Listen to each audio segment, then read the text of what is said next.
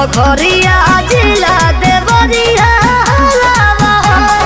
होखे दिल ना खुले चौक पीछ करिया ए हो समरिया रंगे घघरिया जिला देवरिया ए हो समरिया रंगे घघरिया जिला देवरिया।